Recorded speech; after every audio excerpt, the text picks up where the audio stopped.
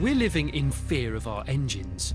Modern motors look baffling, and 49% of us don't even keep the oil topped up.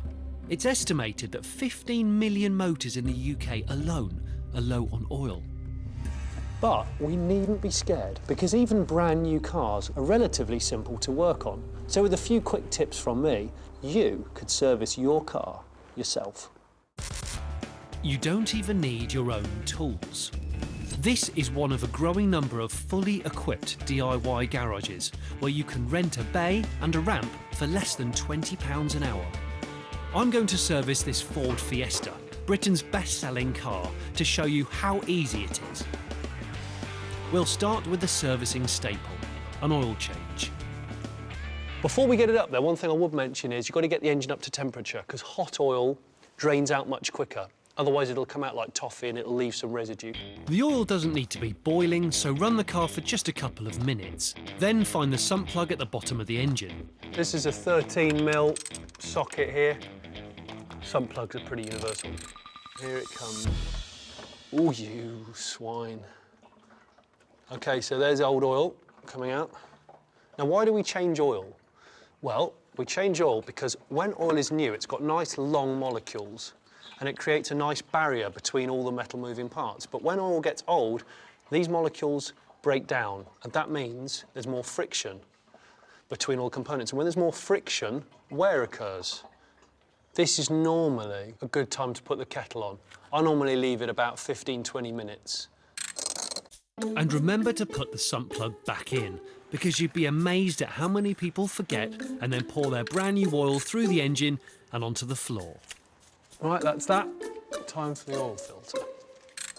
When removing the oil filter, there's a number of different types of tools you can buy. They're all cheap. I'm going to use this one, and it clamps over the back there of the filter itself. Make sure you get your tray underneath, and then take it off. There we go. With a fresh filter screwed on finger tight, if you do it up tightly by hand, that's normally sufficient. it's time to pour in the new oil. I've checked how much oil the car should take, and always make sure that you use the right capacity. This car's 4 litres, so that's 2 of these jugs.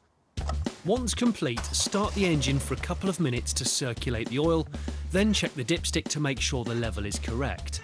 Just under full.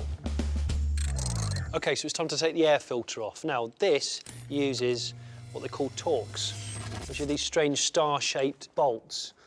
It's important to change the air filter regularly.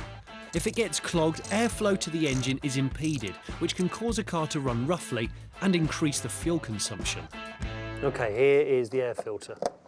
It's quite accessible on the Fiesta. You basically throw that away, get the new one. So far, so good. But there are a couple of little things to bear in mind when it comes to servicing a car yourself. And the first concerns your warranty. Because contrary to popular belief, servicing your car yourself does not invalidate your warranty. But you have to do all the checks that a garage would. And crucially, you have to use genuine parts. Secondly, a service book full of DIY scrawl rather than tidy dealer stamps will affect the second-hand value of your car, particularly if it's new or a prestige mark. 3 years of self-servicing a BMW 3 Series will roughly save you £2,000, but will also make your car worth about £2,000 less. Next, I want to change the spark plugs, the things that actually ignite the fuel and make the engine work. Find the right size plug socket you need. Plug sockets have got a little rubber insert in it which helps to grip the top of the plug and get it out safely. Take the HT lead off, one at a time. Don't take them all off at once because you'll forget which order they go in. And then you can't always see where the plugs are because they're in so deep. Just make sure the socket's on properly. They shouldn't be in tightly. There we go, not in tightly at all. That's a nice colour plug. Engine's functioning as it should, lovely smell.